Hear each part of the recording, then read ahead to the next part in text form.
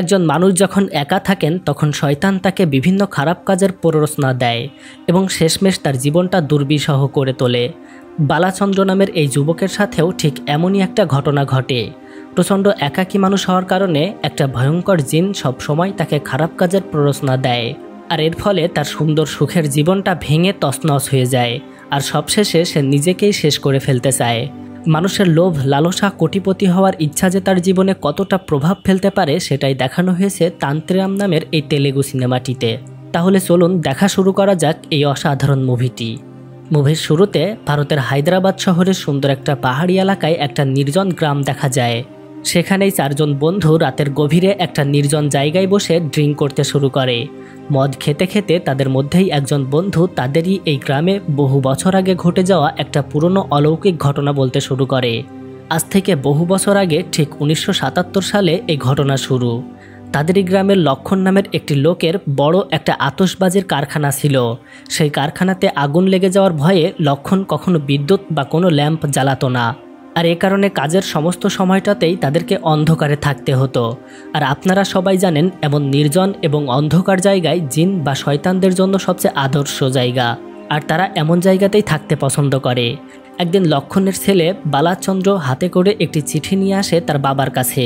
ওই চিঠিটা পড়ে তার বাবা দেখতে পায় তার মা বাসা থেকে অন্য একটি ছেলের সাথে পালিয়ে গেছে। আর এই ঘটনায় বালাচন্দ্র এবং তার বাবা লক্ষণ খুবই কষ্ট পায়। আর এরপর বহু বছর কেটে যায়। এত বছরে বালাচন্দ্র বড় হয়ে গেছে এবং সে তার বাবার জায়গায় নিজেই এখন এই ফ্যাক্টরিটা দেখাশোনা করে। মায়ের মৃত্যুর পর থেকে বালাচন্দ্র সবসময় নির্জনে এবং একাকী থাকতে পছন্দ করে। ওই ঘটনার পর থেকে বলতে গেলে সে আর কখনোই কারোর সাথে তেমন কথা বলে না, কারণ নিজের মায়ের এই হঠাৎ পালিয়ে যাওয়ায় সে প্রচণ্ড কষ্ট পেয়েছিল। এমনকি তার মায়ের এমন ব্যবহারের কারণে সে সবসময় মেয়েদের ঘৃণা করতে শুরু করে। তার এই কারখানায় লক্ষ্মী নামের একটি মেয়ের বিয়ে হওয়ার কারণে লক্ষ্মী বালাচন্দ্রের কাছে আসে দোয়া নেওয়ার জন্য। কিন্তু সে লক্ষ্মীকে দোয়া করার বদলে তার একজন কাজের ছেলেকে ডেকে তার জন্মদিন উপলক্ষে বেশ কিছু টাকা উপহার দেয়। অথচ সে লক্ষ্মীকে কিছুই দেয় না, এমনকি সে তার সাথে কথা পর্যন্ত বলে না।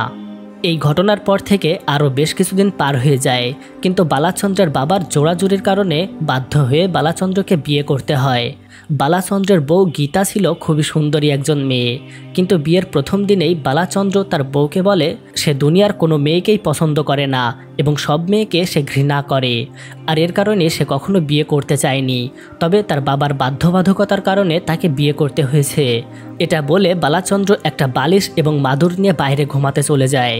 বিয়ের প্রথম দিন বাসর রাতে স্বামীর থেকে এমন আচরণে গীতা খুবই কষ্ট পায়, কিন্তু সে সকালে উঠে তার স্বামীকে অনেক যত্ন করার চেষ্টা করে। তবুও তার স্বামী বালাচন্দ্র তাকে কষ্ট দিয়ে আবারও ফ্যাক্টরিতে চলে যায়। অন্ধকার এবং নির্জন ওই প্রকোষ্ঠে বালাচন্দ্র দিনের পর দিন কাজ করে যায় এবং বাসায় গিয়ে একাকী থাকে। সে তার বউয়ের সাথে ঠিকমতো কথা পর্যন্ত বলে না। একদিন বালাচন্দ্র যখন অফিস ঘরে বসে কাজ করছিল তখন হঠাৎ কেউ যেন তার সাথে কথা বলে ওঠে। আসলে এই ঘরেই বহু বছর ধরে বয়স্ক এবং শক্তিশালী একটা জিন বসবাস করত। এর প্রধান কারণ হচ্ছে এই ঘরটা সবসময় অন্ধকার ও নির্জন থাকতো, আর জিন জাতি এই ঘরই মূলত পছন্দ করে থাকে। জিন বালাচন্দ্রের সাথে ধীরে ধীরে কথা বলতে শুরু করে, কিন্তু বালাচন্দ্র এটাকে নিজের মনের ভুল বলে চলে যাওয়ার চেষ্টা করে। ঠিক তখনই জিন তাকে আবারও ডেকে বলে, আমাকে তুমি বিশ্বাস করছো না? তাহলে চলো তোমাকে একটা সত্যি ঘটনা বলি। আজ থেকে 5 বছর আগে তোমাদের ফ্যাক্টরি থেকে 10,000 টাকা চুরি হয়ে গিয়েছিল। তুমি তোমার বাবার সাথে বলেছিলে তোমাদেরই একজন কাজের লোক সেই টাকাটা চুরি করেছে, আর এ কারণে তোমার বাবা তাকে ফ্যাক্টরি থেকে তাড়িয়ে দিয়েছিল। অথচ তোমার বাবা জানতো না ওই টাকা তুমি নিজেই চুরি করেছিলে এবং জুয়া খেলে সব টাকা হেরে গিয়েছিলে। এটা শোনার পর বালাচন্দ্র বুঝতে পারে সে যা শুনছে সব কিছুই সত্যি এবং এটা আসলে একটা জিন যে কিনা এই ঘরেই বহু বছর ধরে বাস করে। জিন বালাচন্দ্রকে বলে, আমি এই কথা জানলেও তুমি আমাকে শত্রু ভেবো না, কারণ আমি তোমাকে অনেক উপহার দিতে চাই। বালাচন্দ্র ভয় পেয়ে ফ্যাক্টরি থেকে সোজা বাড়িতে চলে আসে, কিন্তু বাড়িতে এসেও সে সবসময় তার আশেপাশে কাউকে ফিল করতে থাকে এবং সে সবসময়ই নিজের মনের মধ্যে প্রচণ্ড একটা ভয় নিয়ে থাকে। একদিন সকালবেলা সে যখন ভয় পেয়ে ঘুম থেকে জেগে ওঠে তখন তার কাছে তার বউ গীতা এসে তাকে একটু আদর যত্ন করে দেয়, আর এটা দেখে বালাচন্দ্রের তার বউকে অনেক ভালো লেগে যায়, আর এ কারণে সে তাকে নিজের ঘরে নিয়ে গিয়ে মিলিত হয়। এরপর থেকেই বালাচন্দ্র তার বউয়ের সাথে ভালো ব্যবহার করতে শুরু করে এবং তারা দুজন একসাথেই ঘুমানো শুরু করে। যতই দিন যাচ্ছিল বালাচন্দ্র এবং গীতার সম্পর্ক মধুর সম্পর্কে পরিণত হচ্ছিল। নিজের বউয়ের সাথে দারুণ কিছু সময় কাটানোর জন্য বালাচন্দ্রের মন থেকে সেই ভয়ও ধীরে ধীরে মুছে গিয়েছিল। একদিন সে তার বউকে নিয়ে লক্ষ্মীদের বাসায় আসে এবং তাকে একটি শাড়ি উপহার দেয়। এছাড়াও তার বিয়েতে না আসার জন্য সে লক্ষ্মীর কাছে ক্ষমা চায়। সেখান থেকে বাসায় ফিরে যাওয়ার পথে তারা দুজন একটি মন্দিরে যায় এবং নিজেদের মনের আশা পূরণ করার জন্য একটা জায়গায় বসে থাকে। বালাচন্দ্র তার বউকে জিজ্ঞেস করে সে সৃষ্টিকর্তার কাছে কী চেয়েছে। গীতা তাকে বলে অনেক ছোটবেলায় সে তার বাবা মাকে হারিয়েছে, আর এ কারণে বাবা মায়ের আদর যত্ন সে কখনোই পায়নি। কিন্তু ছোটবেলা থেকেই সে চাইতো তাকে যেন সৃষ্টিকর্তা এমন একটা স্বামী উপহার দেয় যে তার সব আদর যত্ন একসাথে পূরণ করে দিবে। আর আজকে সে এই সবটাই পেয়েছে, আর এই কারণে সৃষ্টিকর্তাকে সে আজ অনেক ধন্যবাদ জানিয়েছে। তার এই কথা শুনে বালাচন্দ্র গীতাকে কথা দেয় সে আজীবন তাকে সুখে শান্তিতে রাখবে। এছাড়াও সে তার বাবা মায়ের সব আদর যত্নই তাকে একসাথে ফিরিয়ে দিবে। নিজের মনের থেকে সমস্ত ভয় যখন দূর হয়ে যায় তখন বালাচন্দ্র আবারও ফ্যাক্টরিতে ফিরে আসে। ফ্যাক্টরিতে যেহেতু অনেক কাজ জমা হয়ে গিয়েছিল, এ কারণে সে প্রায় বিকাল পর্যন্ত কাজ করতে থাকে। অনেকক্ষণ বালাচন্দ্রকে বাসায় ফিরে আসতে না দেখে গীতা নিজেই তার জন্য ফ্যাক্টরিতে খাবার নিয়ে আসে। সে তার স্বামীকে খাবার খাওয়াতে থাকে, আর ঠিক তখন এখানে বাস করা সেই জিনের নজর পড়ে তার উপরে। গীতা ছিল প্রচণ্ড সুন্দরী একজন মেয়ে, তাই ওই জিন কোনোভাবেই তার লোভ সামলাতে পারে না। গীতা যখন তার স্বামী বালাচন্দ্রকে খাবার খাইয়ে সেখান থেকে চলে যায় তখন ওই জিন আবারও বালাচন্দ্রের সাথে কথা বলতে শুরু করে। এরপর বালাচন্দ্র যখন জিনকে জিজ্ঞেস করে সে তার কাছে কী চায় এবং কেন সে তাকে বিরক্ত করছে, তখন জিন তাকে বলে যে আমি তো তোমাকে আগেই বলেছি আমি তোমার জীবন সুখ এবং শান্তিতে ভরিয়ে দিতে চাই, ঠিক যেমনটা দিয়েছিলাম তোমার বাবাকে। আমার কারণেই তোমার বাবা সুখে শান্তিতে জীবন পার করেছে, কিন্তু তুমি যদি এখন নিজের জীবন সুখে শান্তিতে পার করে দিতে চাও তাহলে আমাকে তোমার বউয়ের এক ফোঁটা রক্ত নিয়ে এসে দাও। এমন কথা শুনে বালাচন্দ্র কিছুই বুঝে উঠতে পারে না, তাই সে জিনের কথা এড়িয়ে চলে যেতে চায়। কিন্তু সে চলে যেতে গেলে জিন তাকে বলে সামান্য এক ফোঁটা রক্তের জন্য তুমি তোমার সুখ সম্পদ সবকিছু বিসর্জন দিবে? আমি তো তোমাকে মানুষ খুন করতে বলিনি বা অন্য কোনো খারাপ কাজ করতে বলিনি, শুধুমাত্র তোমার কাছে এক ফোঁটা রক্ত চেয়েছি। বাসায় ফিরে এসে বালাচন্দ্র শুধুমাত্র জিনের ওই কথাই ভাবতে থাকে। জিন তাকে বলেছে সে তাকে সমস্ত সম্মান সম্পদ এবং সুখ দান করবে, কিন্তু এর বদলে তাকে শুধুমাত্র বইয়ের থেকে এক ফোঁটা রক্ত নিয়ে যেতে হবে। এটা তো তেমন কঠিন কোনো কাজ না। এসব কিছু ভাবতে ভাবতে বালাচন্দ্র সিদ্ধান্ত নেয় সে এটা করে দেখবে যে আসলেই তার জীবন সুখ শান্তিতে ভরে যায় কিনা। আর এই কারণেই একদিন সে তার বউ গীতাকে অজ্ঞান করে তার থেকে এক ফোঁটা রক্ত নিয়ে নিজের অফিসে চলে যায়। একটি ছোট্ট কৌটা থেকে এক ফোঁটা রক্ত নিজের টেবিলে রেখে বালাচন্দ্র ওই জিনকে ডাকতে শুরু করে। ডাকার সাথে সাথে জিন সাড়া দেয় এবং বালাচন্দ্রকে বলে তুমি এখন চোখ বন্ধ করে থাকো, আমি এই রক্তের ফোঁটার স্বাদ নেব। বালাচন্দ্র দুই হাত দিয়ে নিজের মুখ ঢেকে আঙ্গুলের ফাঁক দিয়ে দেখতে পায় ধীরে ধীরে ওই রক্তের ফোঁটা টেবিলের অন্যদিকে সরে যাচ্ছে এবং একটা সময় ওটা সম্পূর্ণ ভ্যানিশ হয়ে গেল। রক্তের ফোঁটা চলে যেতেই বালাচন্দ্র চোখ খোলে এবং সে জিনকে বলে এবার তুমি কি করবে করে দেখাও। এবার ওই জিন বালাচন্দ্রকে বলে এখন থেকে তোমার ব্যবসার দিন দিন উন্নতি হবে, তুমি হবে এই এলাকার সবচেয়ে ধনী ব্যক্তি, এছাড়াও সমস্ত সম্মান এবং মর্যাদা তোমার পায়ের কাছে লুটিয়ে পড়বে। তবে আমি এখন চলে যাচ্ছি, কিন্তু তুমি যখন আবারও আমাকে ডাকবে তখন সাথে সাথেই আমি তোমার ডাকে সাড়া দেব। এরপর তুমি আমার কাছে যা চাইবে সামান্য কিছুর বিনিময়ে আমি তোমাকে সেটা দিয়ে দেব। এই ঘটনার পর থেকেই বালাচন্দ্রের জীবন পাল্টাতে শুরু করে। বালাচন্দ্রের ব্যবসায় দিন দিন উন্নতি হতে শুরু করে। মানুষজন যে কোনো প্রয়োজনে এখন আতশবাজি কেনে। নিজেদের বার্থডে, বিবাহ, এমনকি ছোটোখাটো কোনো অনুষ্ঠানেই মানুষজন আতশবাজি ফোটায়। আর এ কারণে বালাচন্দ্রের ব্যবসার খুব উন্নতি হয়। যেহেতু আতশবাজির বিক্রি এখন অনেক বেড়ে গেছে, তাই বালাচন্দ্র পরের বছরগুলোতে প্রচুর টাকা লাভ করে। একদিন বালাচন্দ্র তার বাবার কাছে গিয়ে বলে গত 5 বছরে সে তাদের ব্যবসা দ্বিগুণ লাভ করেছে। এই কথা শুনে বালাচন্দ্রের বাবা খুবই খুশি হয়। অথচ এই বাবাই তাকে একদিন বলেছিল ব্যবসা চালানোর কোনো রকম গুণ বা সাধ্য বালাচন্দ্রের নেই।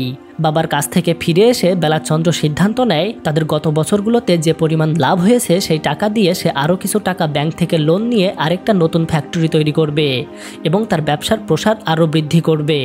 তারপরেই সে ব্যাংক থেকে লোন নিয়ে এবং নিজের লাভের টাকা দিয়ে নতুন একটা জমি কিনে আরও একটা বড় ফ্যাক্টরি তৈরি করে এবং প্রচুর পরিমাণে আতশবাজি উৎপাদন শুরু করে। কিন্তু সমস্যা হচ্ছে মানুষের লোভ সীমাহীন, আমাদের চাওয়া সীমাহীন। আর কথায় বলে না, আমাদের এই লোভই আমাদের নিঃশেষ করে দেয়। বালাচন্দ্র এই লোভের ফাঁদে পা দেয় এবং সে রাতের বেলা শুয়ে শুয়ে ভাবতে থাকে, সামান্য এক ফোঁটা রক্তের বদলে যদি তার জীবনে এত পরিবর্তন আসতে পারে, তাহলে ওই জিনের সাথে আবার দেখা করা উচিত এবং তার ইচ্ছা পূরণ করে আরও ধনী হওয়া উচিত। এটা ভেবেই সে আবারও ওই অন্ধকার প্রকোষ্ঠের অফিসে ফিরে যায়। জিনকে ডাকতেই ওই জিন আবারও ফিরে আসে, কারণ সে তো নিজেই বলেছিল, তুমি যখনই আমাকে ডাকবে আমি তোমার কাছে সাথে সাথে ফিরে আসব। বালাচন্দ্র এবারে জিনকে বলে, তোমার বদৌলতে আমি এখন অনেক ধনী এবং আমি আবারও আরেকটা কারখানা প্রতিষ্ঠা করেছি। সুতরাং তুমি যদি আমাকে আবারও হেল্প করো তাহলে আমি আরও কোটিপতি হতে পারবো। তোমার তো চাওয়া শুধুমাত্র এক ফোঁটা রক্ত, তাই না? আমি আবারও আমার বউয়ের কাছ থেকে ওই এক ফোঁটা রক্ত নিয়ে এসে দেব, যাতে তুমি আমাকে আবারও হেল্প করো। কিন্তু এবারে জিনটাকে বলে, শুধুমাত্র এক ফোঁটা রক্তের জন্য আর কোনো কাজ হবে না। যদি তোমাকে আমার হেল্প নিতেই হয় তাহলে তোমার ওয়াইফকে আমাকে দিতে হবে। আমি তার টেস্ট নিতে চাই। এই কথা শুনে বালাচন্দ্র তো অনেক রেগে যায় এবং সে জিনের কথাই কোনোভাবেই রাজি হয় না। জিন তাকে বিভিন্নভাবে প্ররোচনা দিতে শুরু করে, কিন্তু বালাচন্দ্র কিভাবে এটা করবে, কারণ সে তো তার নিজের বউ এবং সে তাকে অনেক ভালোবাসে। এছাড়া সে তার বউকে কথা দিয়েছে সারা জীবন সে তাকে আগলে রাখবে এবং তার বাবা মায়ের সমস্ত যত্ন তাকে ফিরিয়ে দিবে। বালাচন্দ্র সেখান থেকে রেগে চলে যায়, কিন্তু জিন তার পিছু ছাড়ে না। সে দিনের পর দিন বালাচন্দ্রকে প্ররোচনা দিয়ে যায়, কিন্তু বালাচন্দ্র কোনোভাবেই রাজি হতে চায় না। একদিন সকালে বালাচন্দ্র যখন বাসায় বসে নিউজ পেপার পড়ছিল, তখন সে দেখতে পায় সরকার অতিরিক্ত জনসংখ্যা কমানোর জন্য এবং তাদের নিরাপত্তার কথা ভেবে যে কোনো অনুষ্ঠানে আতশবাজি ফোটানো নিষিদ্ধ করতে যাচ্ছে। এই খবর শুনে বালাচন্দ্র সাথে সাথে তার কাজের ছেলেটাকে নিয়ে স্থানীয় পোস্ট অফিসে যায়, কিন্তু পোস্ট অফিস বয় বালাচন্দ্রকে জানায় সরকার শুধুমাত্র কিছুদিনের জন্য এই নিষিদ্ধ করতে পারে, কিন্তু পরবর্তীতে হয়তো আবারও সবকিছু স্বাভাবিক করে দিবে। আর এই খবরে বালাচন্দ্র আবারও আশায় বুক বাঁধে। তারপর সে তার 2 ফ্যাক্টরিতে যে পরিমাণ আতশবাজি উৎপাদন করেছিল সবগুলোই নতুন ফ্যাক্টরিতে বোঝাই করে। তারপর সে নিশ্চিন্তে বাড়িতে গিয়ে বউকে নিয়ে ঘুমিয়ে থাকে। কিন্তু ওই দিন রাতেই প্রচণ্ড ঝড় বৃষ্টি শুরু হয়, আর এত ঝড় বৃষ্টি বালাচন্দ্র তার জীবনে কখনো দেখেনি। সকালবেলা বালাচন্দ্রের ঘুম ভাঙতেই তার কাজের ছেলেটা দৌড়ে তাদের বাসায় আসে এবং তাকে ফ্যাক্টরিতে ডেকে নিয়ে যায়। কিন্তু সেখানে গিয়ে বালাচন্দ্র দেখতে পায় তাদের ফ্যাক্টরিতে ঝড় বৃষ্টির পানি ঢুকে সব আতশবাজি নষ্ট হয়ে গেছে। এগুলো দেখে বালাচন্দ্র সেখানে দাঁড়িয়েই কান্না শুরু করে দেয়, কারণ সে ইতোমধ্যেই প্রচুর টাকা ব্যাংক থেকে লোন নিয়ে এই ফ্যাক্টরিটা তৈরি করেছে এবং প্রচুর পণ্য উৎপাদন করেছিল। এরপর ঋণের দায়ে জর্জরিত হয়ে নিজের সবকিছু ধ্বংস হয়ে বালাচন্দ্র আবারও তাদের সেই পুরনো ফ্যাক্টরির অন্ধকার অফিসে এসে দাঁড়ায়।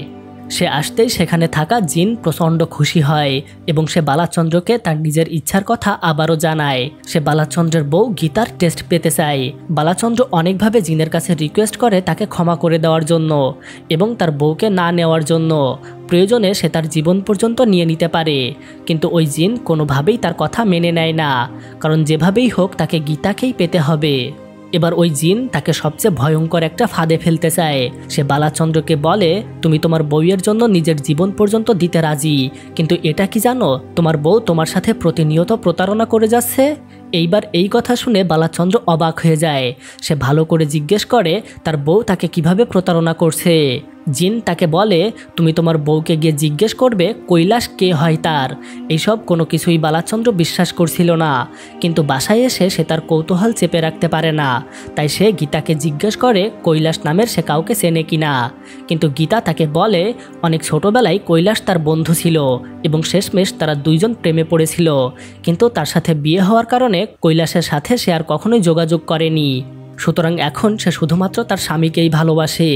এগুলো শুনে বালাচন্দ্র আর কিছুই মনে করে না, কারণ এটা হতেই পারে, খুবই স্বাভাবিক ব্যাপার। তবে সে আবারও যখন অফিসে ফিরে গিয়েছিল তখন ওই জিন তাকে বলে, কৈলাস কি শুধুমাত্র তার প্রেমিকা ছিল নাকি তারা আরও বেশি কিছু করেছিল। এবার ওই জিন তাকে একটা ইলুশন তৈরি করে দেখায়। বালাচন্দ্র তার চোখের সামনে দেখতে পায় কৈলাস নামের সেই ছেলেটা তার বউকে জড়িয়ে ধরে শুয়ে আছে। এর মানে তারা খারাপ কিছু করছে, আর এটা দেখে বালাচন্দ্র অনেক রেগে যায় এবং সে সেখান থেকে সোজা তার বাবার কাছে চলে আসে। বাবার কাছে এসে বালাচন্দ্র তার সাথে ঘটে যাওয়া বিগত সব ঘটনাগুলো বলে এবং জিন তাকে কীভাবে এক ফোঁটা রক্তের বিনিময়ে বড়লোক করে দিয়েছিল এবং এখন কিভাবে তার জীবন আবারও ধ্বংসের দিকে চলে যাচ্ছে, এই সব কিছুই সে তার বাবাকে বলে। এই কথা শুনে তার বাবা বালাচন্দ্রকে বলে, তোমার উচিত ওই বউকে জিনের কাছে দিয়ে দেওয়া, কারণ সে অন্যের সাথে শুয়েছে, তাই সে এখন তোমার সাথে শোবার সমস্ত যোগ্যতা হারিয়েছে। কিন্তু বালাচন্দ্র তার বাবাকে জিজ্ঞেস করে, যদি ওই জিন তার বউকে নিয়ে চলে যায় তাহলে সে মানুষের কাছে কি জবাব দেবে। এই কথা শুনে তার বাবা তাকে বলে, সে সবাইকে যেন বলে তার বউ পালিয়ে গেছে, তাহলে তারা সবাই মেনে নেবে এবং কেউ আর তাকে খুঁজবে না।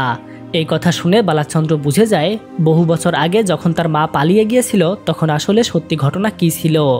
এটা তার বাবাকে জিজ্ঞেস করতেই তার বাবা তাকে বলা শুরু করে, ওই জিন ওই অফিসের অন্ধকার ঘরেই বাস করে, আর ঠিক তোমার মতো সেও আমাকে সব কিছু দিয়েছে, আর এই কারণে আমি তোমার মাকে ওই জিনের হাতে তুলে দিয়েছিলাম, আর তোমাকে বলেছিলাম সে পালিয়ে গেছে।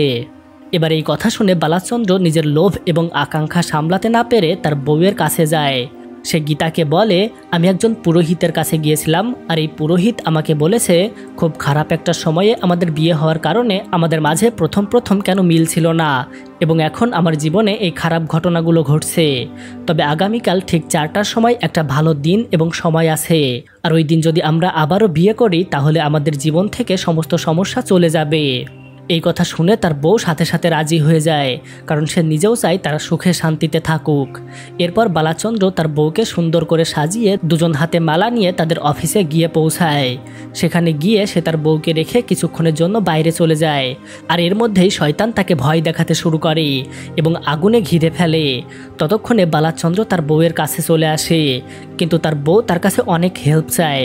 তবে এই মুহূর্তে বালাচন্দ্রের আর কিছুই করার নেই, সে ইতোমধ্যেই জিনের কবলে পড়ে গেছে।